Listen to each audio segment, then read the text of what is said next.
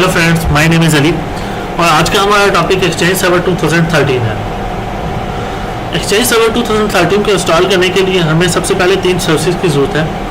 इन 3 services के बगैर exchange server install नहीं होता। वो 3 सर्विसेज कौन सी, आइए देखें। ADDS, active directory domain and services. Everybody know about this services, और जो हमारे न्यू स्टूडेंट्स हैं उनके लिए एक्सप्लेन कर देता हूँ। Active directory domain and services क्या काम करता है?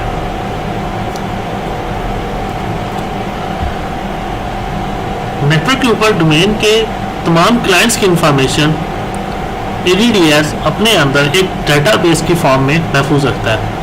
इंफॉर्मेशन से मुराद डोमेन के क्लाइंट्स के यूज़र नेम और डोमेन क्लाइंट्स के यूज़र नेम के पासवर्ड, ये सब अपने अंदर डेटाबेस की फॉर्म में महफूज रखता है। सेकंड ऑप्शन हमारे पास क्या है? DNS, name resolution service. DNS network की इंफॉर्मेशन को कन्वर्ट करके IP टू नेम और name to IP, forward lookup zone और रिवर्स लुकअप जोन की मदद से कन्वर्ट करता है। ठीक है, नेम टू IP और IP टू नेम। थर्ड हमारे पास जो कौन सी सर्विस है? IIS, internet information service. इसको वेब सर्वर भी कहते हैं। अगर हम वेबसाइट होस्ट करना चाहते हैं तो वो सिर्फ IIS की मदद से ही होस्ट कर सकते हैं।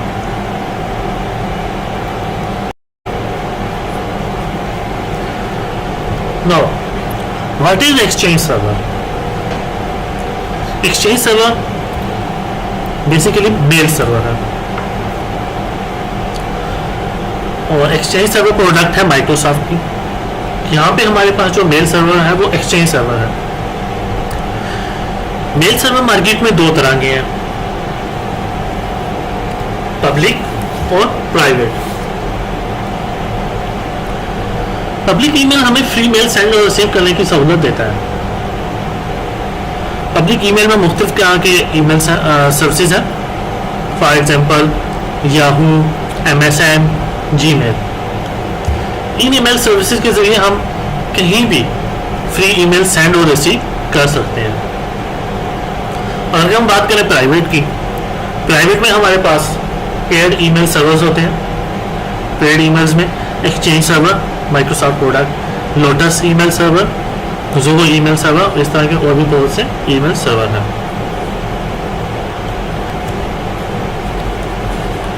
सबसे पहले आइडेंटिटी। पब्लिक ईमेल्स के अंदर, पब्लिक ईमेल सर्वर्स के अंदर आइडेंटिटी, आपके ईमेल के साथ आइडेंटिटी नहीं होती। आइडेंटिटी मीन शनाख्त।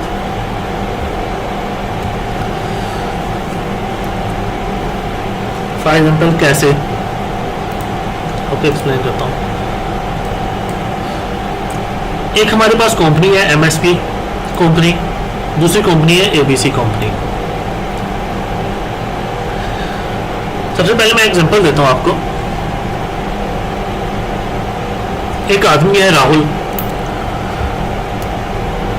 उसको गवर्नमेंट ने नेशनल ID कार्ड इश्यू किया, उसके ऊपर उसका नाम लिख दिया, उस नाम के साथ उसको एक नेशनल ID नंबर भी दे दिया।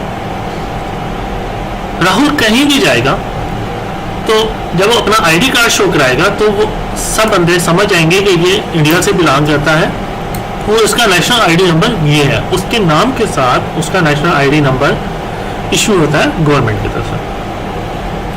इसी तरह जब आप फ्री ईमेल बनाते हैं पब्लिक ईमेल्स के ऊपर, ईमेल सर्वर्स के ऊपर, वहाँ पे आपके ईमेल के साथ आपकी आइडेंटिफिकेशन नहीं होती। वो किस तरह, मैं बताता हूँ। एक कंपनी MSP कंपनी, एक company ABC company. MSP company के अंदर एम्प्लॉयज हैं। फर्स्ट एम्प्लॉय है मोहम्मद, उसका ईमेल है mohammed@msp.com।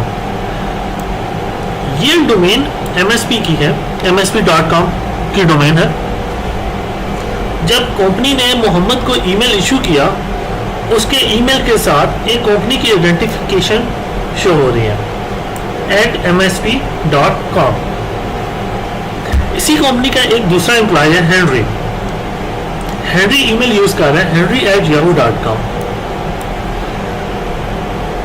अब हेनरी की ईमेल के साथ कंपनी की आइडेंटिफिकेशन शो नहीं हो रही। कैसे? अब मोहम्मद चाहता है कि मैं कम्युनिकेट करूं एबीसी कंपनी के रंजीत के साथ। जब मोहम्मद कम्युनिकेट करता है, ईमेल सेंड करता है रंजीत को, तो जब रंजीत रिसीव करेगा मोहम्मद का ईमेल, तो उसके ईमेल के अंदर आइडेंटिफिकेशन हो रही है कंपनी की। जैसे ही रंजीत ईमेल रिसीव करेगा मोहम्मद की, तो इमीडिएटली रंजीत अंडरस्टैंड कर देगा कि मोहम्मद ने मुझे ईमेल किया है एमएसपी कंपनी के अंदर से।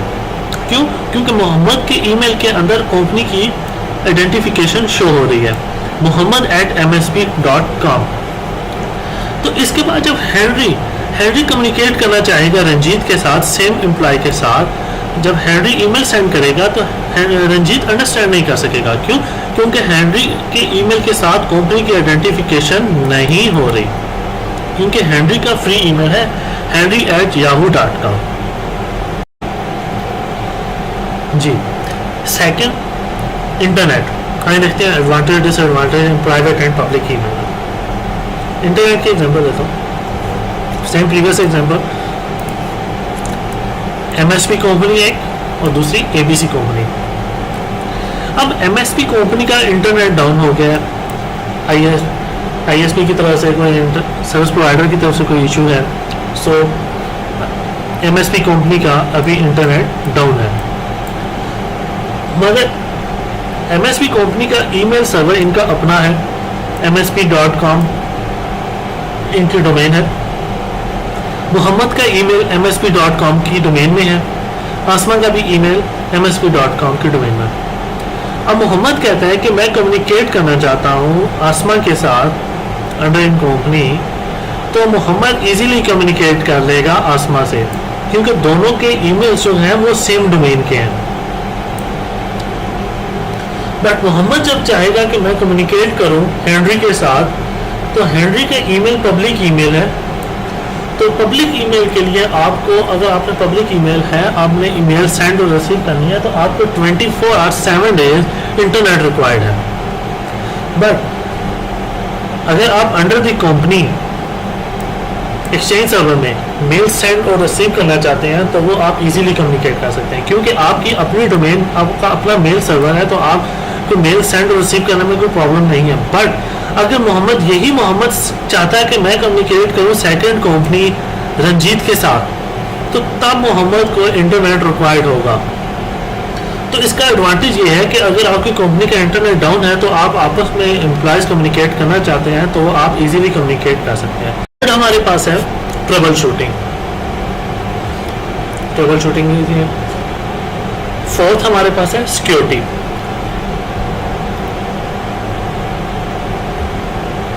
ओके फ्रेंड, इसके बाद हम बात करते हैं हिस्ट्री ऑफ एक्सचेंज सर्वर की, वर्जन्स ऑफ एक्सचेंज सर्वर। सबसे पहले जो माइक्रोसॉफ्ट ने एक्सचेंज रिलीज किया था वो 1996 में किया था, और 1996 में जो एक्सचेंज सर्वर रिलीज किया था उसका वर्जन था 4.0। आफ्टर 1 ईयर माइक्रोसॉफ्ट ने एक और वर्जन एक्सचेंज सर्वर का रिलीज किया 5.0 1997 के अंदर। 1998 के अंदर माइक्रोसॉफ्ट ने एक और वर्जन रिलीज कर दिया 5.5। अब ये तीनों वर्जन्स वर्किंग किस ऑपरेटिंग सिस्टम के ऊपर करते थे?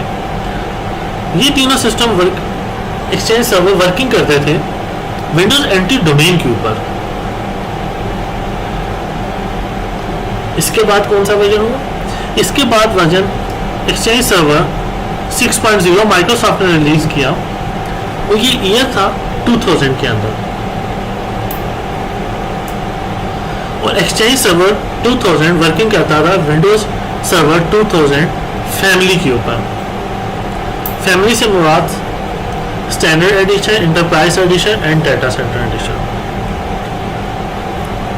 माइक्रोसॉफ्ट ने एक और वर्जन रिलीज किया 6.0 2003 के अंदर। अब वर्जन एक्सचेंज सर्वर 6.0 वर्किंग करता था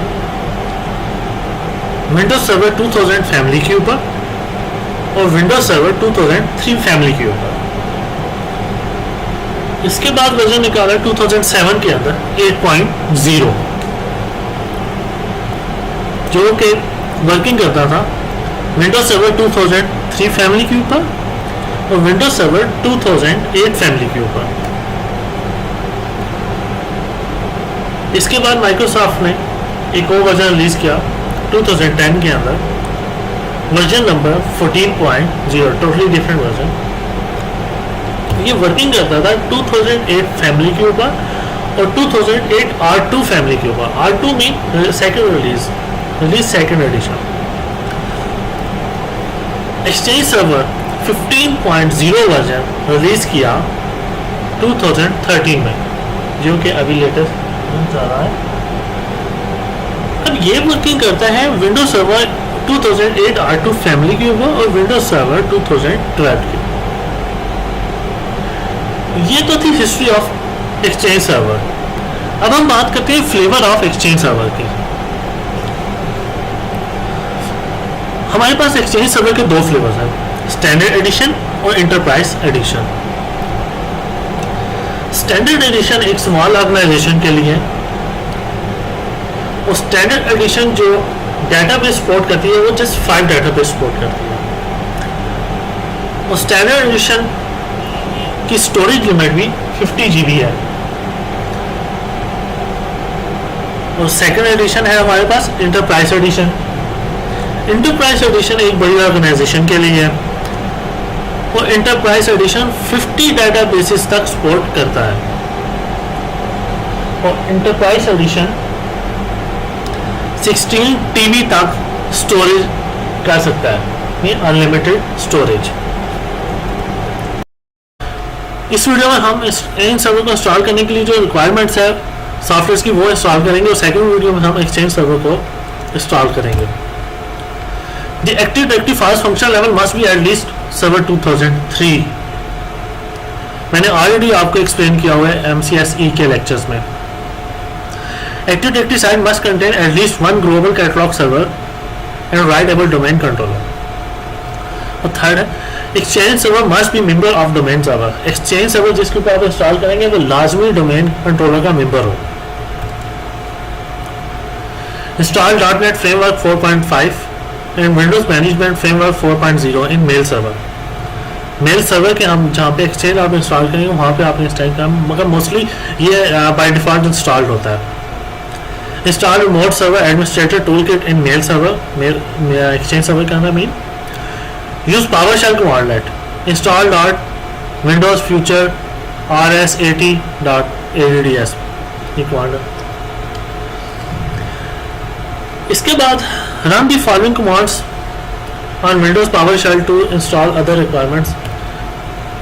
ये वाली कमांड ये आपको मेरी वेबसाइट से मिल जाएगी, आप इजीली डाउनलोड कर सकते हो। फिर इसके बाद सॉफ्टवेयर की जो रिक्वायरमेंट है वो आप इस वेबसाइट से डाउनलोड कर सकते हैं। सॉफ्टवेयर कौन सा है? Unified communication managed API 4.0।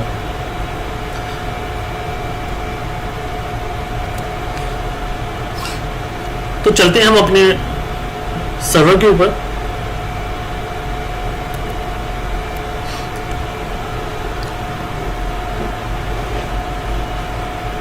ये हमारा डोमेन सर्वर है mspprovider.com। ये हमारी डोमेन है और डोमेन का IP है 192.168.1.171। और हमारा मेल सर्वर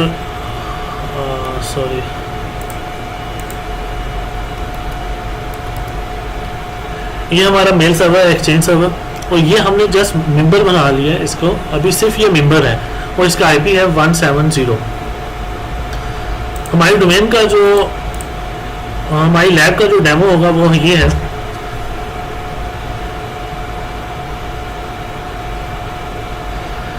msprovider.com हमारी डोमेन है और इसका IP 192.168.1.171 और इसके ऊपर सिर्फ डोमेन कंट्रोलर इंस्टॉल और DNS। और हमारा मेल सर्वर mail.msp.msprovider.com और इसका IP है 192.168.1.170। चलते हैं हम अपने एक्सचेंज सर्वर के ऊपर, मेल सर्वर।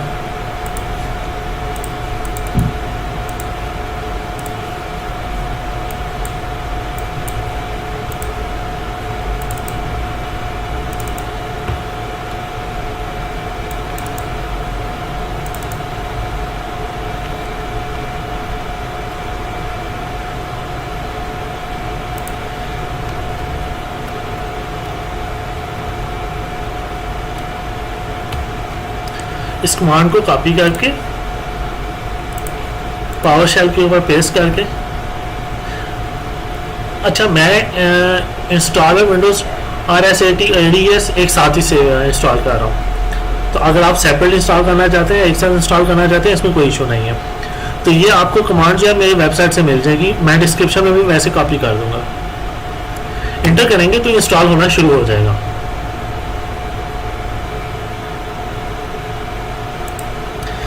जैसे ही ये कमांड कंप्लीट होगी तो सिस्टम ऑटोमेटिकली मेरा सर्वर रीस्टार्ट हो जाएगा।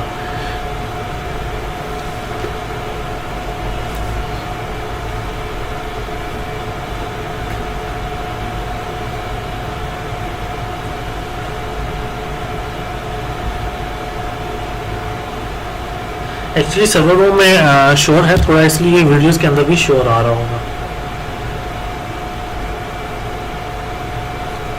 क्योंकि हम लाइव सर्वर्स के ऊपर कर रहे हैं तो इसलिए थोड़ा शोर स्टूडेंट्स बर्दाश्त कर लें। इस सर्वर की हमारे पास स्पेक्स एक्सियन सर्वर है 3.0 GHz 4 GB रैम है और मॉडल है HP DL 380 जनरेशन 5।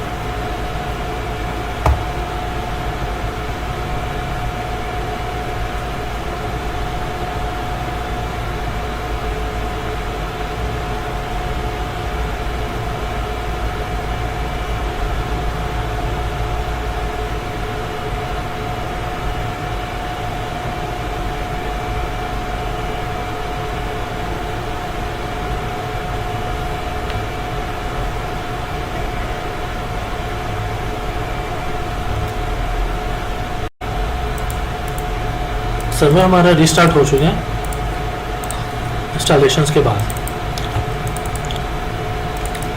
अब जो अदर रिक्वायरमेंट्स हैं सॉफ्टवेयर के वो इंस्टॉल करते हैं। फिल्टर पैक सिंपल इंस्टॉलेशन है।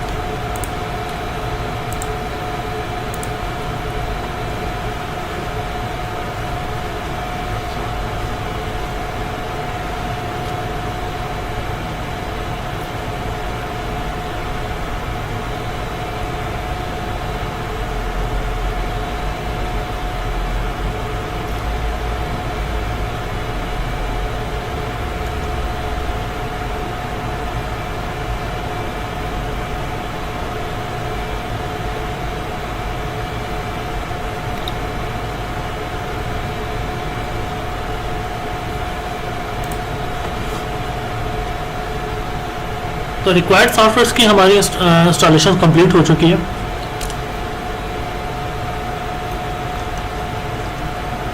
इस वीडियो में बस इतना ही। नेक्स्ट वीडियो में हम एक्सचेंज सर्वर 2013 की इंस्टॉलेशन करेंगे। Thank you.